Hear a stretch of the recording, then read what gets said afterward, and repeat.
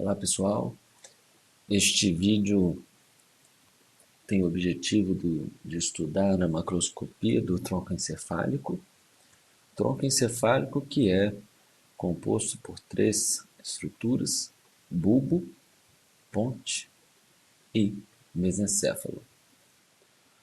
O bulbo ele é contíguo com a medula espinhal, portanto seu limite inferior está no forame magno.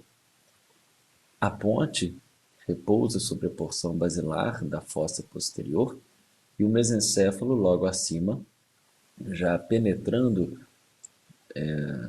na região da fossa média, está entre a ponte e o diencéfalo. O diencéfalo e telencéfalo que serão estudados em outro vídeo. Nosso estudo será realizado da seguinte maneira: nós descreveremos o bulbo, descreveremos a ponte, descreveremos o mesencéfalo separadamente, começando pela porção anterior de cada um deles e logo após a porção posterior. Começando pelo bulbo, por ser contínuo com a ponte, com a medula, o bulbo ele apresenta alguns relevos que também são comuns à medula, como, por exemplo, a fissura mediana anterior.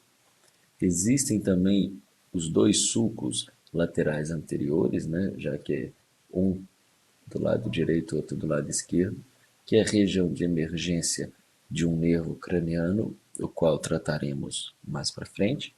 Existem também dois sulcos laterais posteriores, da mesma forma que o lateral anterior, um de cada lado.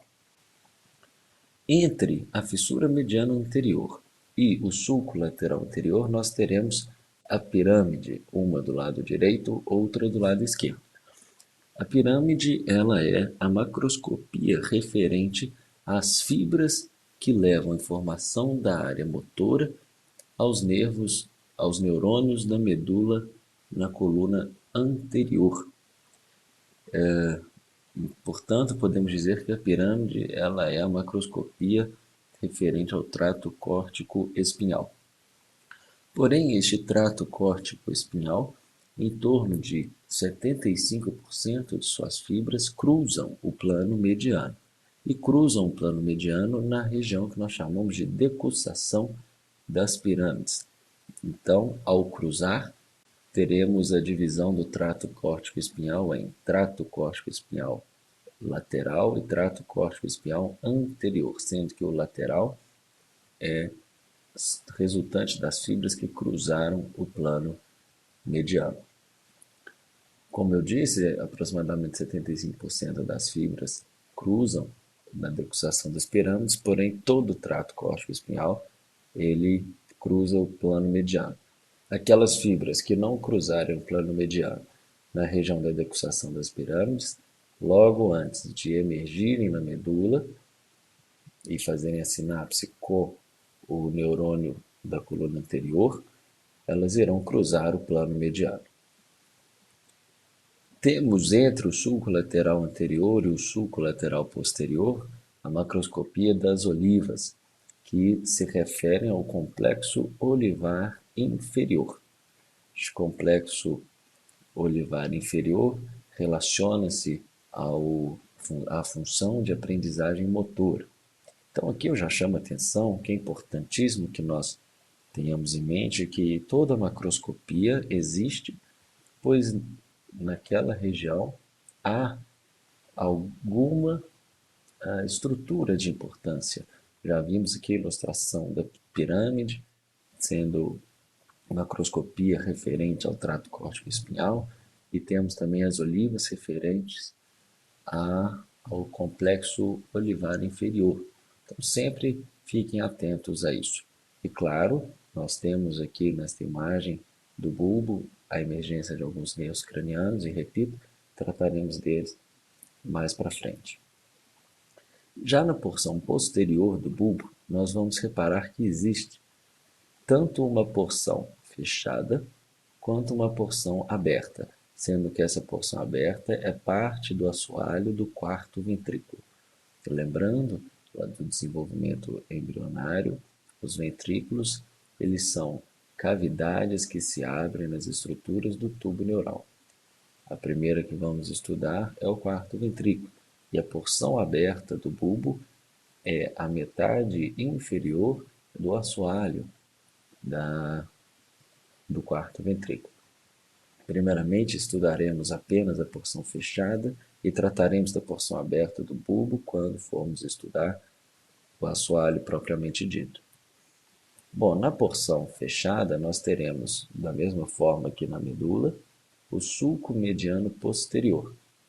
Teremos também o sulco lateral posterior e o sulco intermédio posterior. Se lembrem que na medula cervical há a presença do fascículo grácil e do fascículo cuneiforme, que levam informações de sensibilidade dos membros. E aqui é a mesma coisa, já que a bulba é a continuação com a medula cervical. Portanto, nós teremos o fascículo cuneiforme mais lateralmente, que termina na macroscopia do tubérculo do núcleo cuneiforme. Esta macroscopia relaciona-se à posição dos núcleos cuneiformes, que são os núcleos de neurônios em que o fascículo cuneiforme, as fibras do fascículo cuneiforme realizarão suas sinapses. De mesma forma, o fascículo grácil que termina no tubérculo do núcleo grácil, tubérculo este que traz a macroscopia referente aos corpos celulares dos neurônios, nos quais as fibras do fascículo grácil farão sinapse. Estudando a porção anterior agora da ponte, nós reparamos que a estrutura bem evidente se chama pedúnculo cerebelar médio. Existem fibras transversais na ponte, que é a principal característica macroscópica desta porção do tronco encefálico, e todas essas fibras transversais da ponte convergem para formar o pedúnculo cerebelar médio. Temos também no plano mediano, ou próximo a ele, na porção anterior da ponte, o sulco basilar, que recebe este nome, pois é este sulco que aloja a artéria basilar do sistema vertebral de irrigação do sistema nervoso central, qual será responsável pela irrigação do tronco encefálico, do cerebelo e também da porção occipital do cérebro. Bom, outro sulco, agora que numa direção mais transversal, é o sulco bulbo-pontino, que delimita a região do bulbo e a região da ponte. Neste sulco bulbo-pontino teremos a emergência de 3 nervos cranianos. Já a porção posterior da ponte, como disse, forma também o assoalho do quarto ventrículo. Quais são os limites do quarto ventrículo? Reparem na figura à esquerda, que é uma espécie de pirâmide. Claro que na figura foi desenhado um triângulo, mas temos que imaginar isso tridimensionalmente, em que o assoalho é formado pela ponte, pelo bulbo, e o teto é formado em sua porção mais cranial, em sua metade cranial, pelo véu medular superior, e em sua porção mais caudal, pelo plexo corioide do quarto ventrículo, que nesta peça não está muito preservado, mas que ocuparia esta região. Bom, o plexo corioide, a principal função deste plexo é a produção do líquor, do líquido cérebro-espinhal. A produção majoritária deste líquor se deve ao terceiro ventrículo e aos ventrículos laterais, ao plexo corioide de cada um destes ventrículos. Porém, o líquor presente no sistema ventricular, ele precisa alcançar o espaço subaracnoide, que, como nós vimos na aula de macroscopia da medula, é um espaço que está cheio de líquor. Por isso, é preciso que o líquor deixe o sistema ventricular e alcance o espaço subaracnoide. Este trajeto só será possível devido às três aberturas do quarto ventrículo.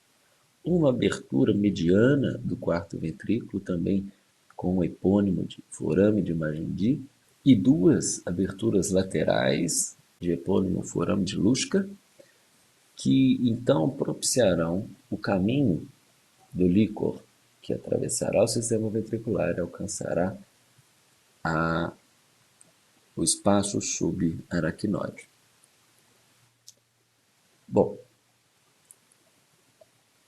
falando então agora do assoalho do quarto ventrículo, nós percebemos que a metade inferior e lateral de, de, sua, de seu assoalho, ou seja, a porção inferolateral, é limitada pelo tubérculo do núcleo grácil, tubérculo do cuneiforme e por parte do pedúnculo cerebelar inferior.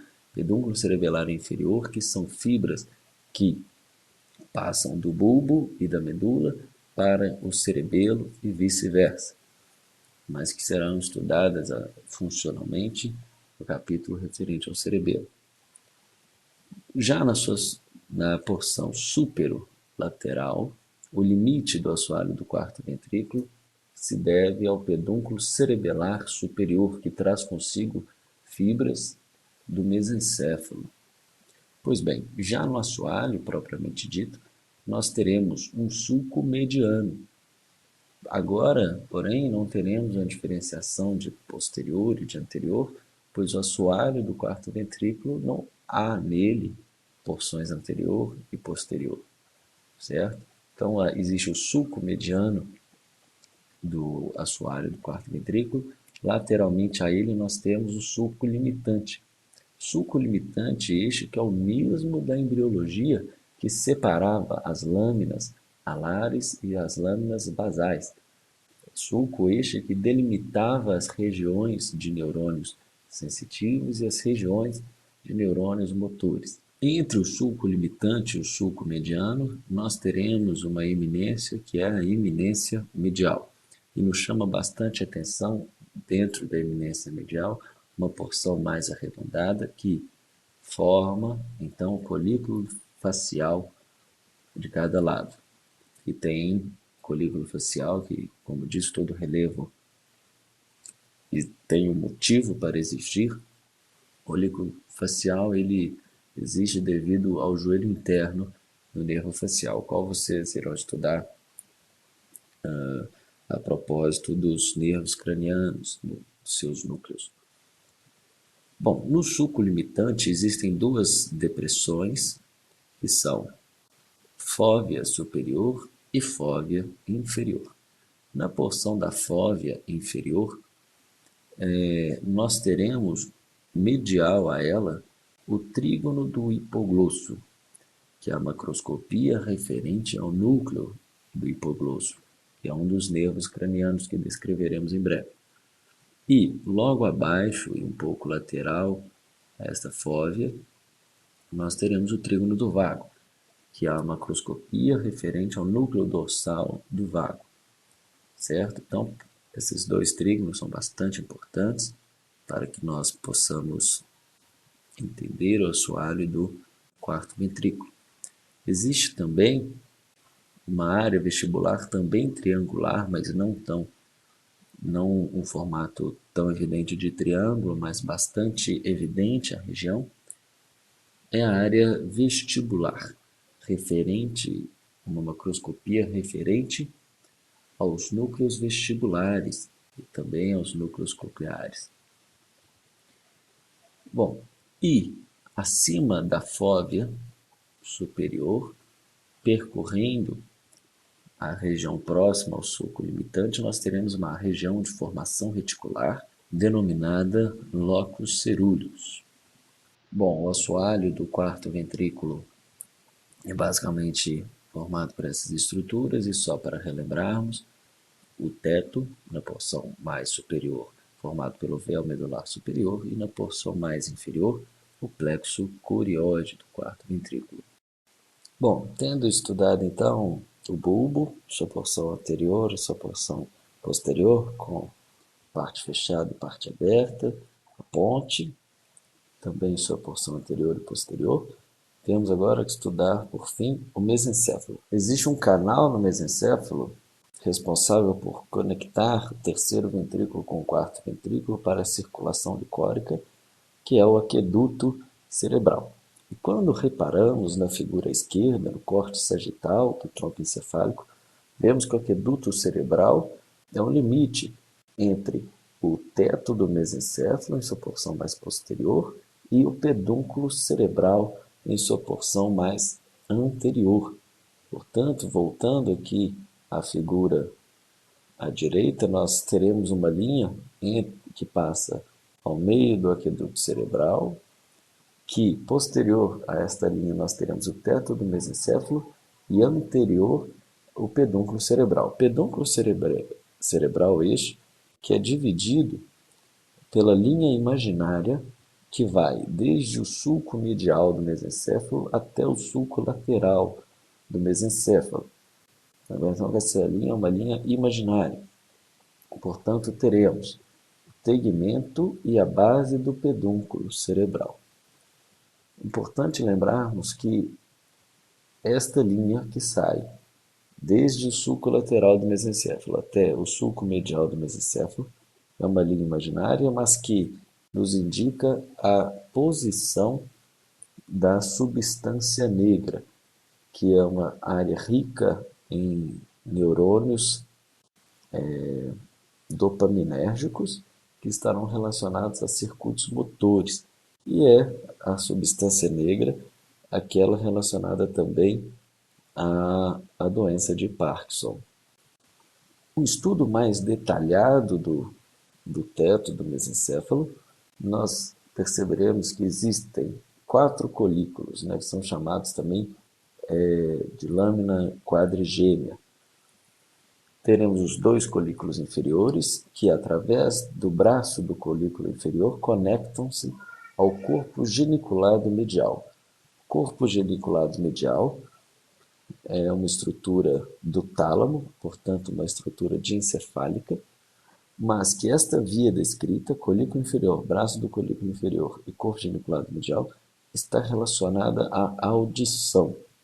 E da mesma forma, o braço do colículo superior, ele se conectaria ao corpo geniculado lateral, e o faz. Porém, não podemos perceber nesta visão posterior o braço do colículo superior, pois o pulvinar do tálamo, uma porção posterior e dilatada do tálamo, tampa o braço do colículo superior.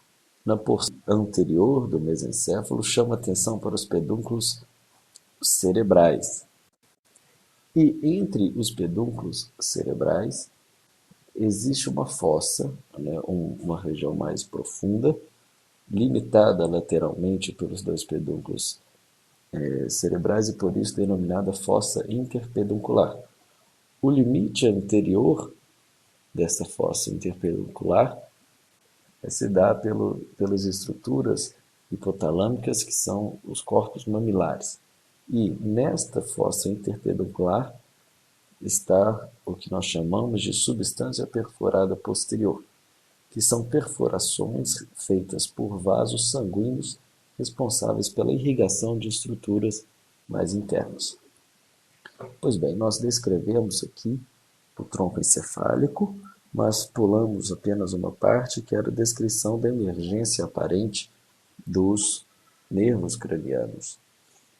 Portanto, descreveremos agora os nervos cranianos, mas chama atenção que o nervo olfatório, que é o primeiro par de nervo craniano, e o nervo óptico, aqui não representado o nervo óptico, mas sim suas porções do quiasma óptico e do trato óptico, não são nervos cranianos que direcionam ao tronco encefálico, mas o nervo olfatório se direciona ao telencéfalo e o nervo óptico se direciona ao diencéfalo. Bom, importante lembrarmos também que a numeração dos nervos cranianos ela é feita em um sentido crânio-caudal.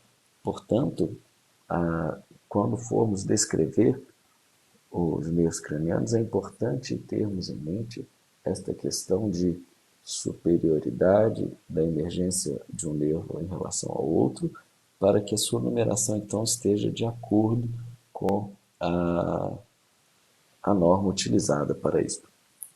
Pois bem, falando agora dos nervos cranianos do tronco encefálico, propriamente dito, nós teremos o terceiro par, que é o nervo oculomotor, o qual emerge do sulco medial do mesencéfalo, e teremos também, logo abaixo dele, o nervo troclear, o quarto par, que emerge logo abaixo do colículo inferior do mesencéfalo.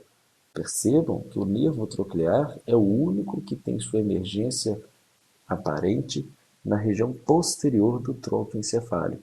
Todos os demais emergem na região anterior. Abaixo do quarto par, nós teremos o quinto par, que é o nervo trigêmeo, que tem sua raiz motora mais fina do que a raiz sensitiva.